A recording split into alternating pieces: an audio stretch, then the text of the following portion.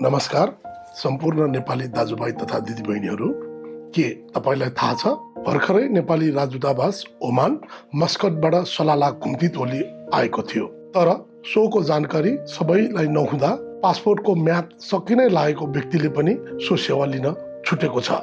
यस्ता समस्या नहोस् भन्नका लागि नेपाली राजदूतावास मस्कटले आफ्ना सम्पूर्ण महत्त्वपूर्ण जानकारीहरू आफ्नो आधिकारिक फेसबुक मार्फत नियमित सार्वजनिक गर्दै आएको छ।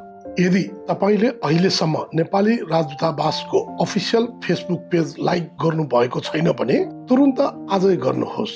त्यसको लागि आफ्नो फेसबुकमा जानुहोस्, नेपाल एम्बेसी ओमान सर्च गर्नुहोस् र फलो लाइक बटन थिच्नुहोस्।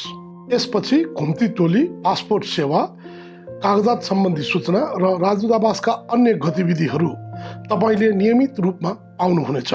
अहिले राजदूतावासका प्राय सबै सेवाहरू सलाला, दुखुम, सोहार, निजुवा तथा विभिन्न सहरहरूबाटै उपलब्ध छन्।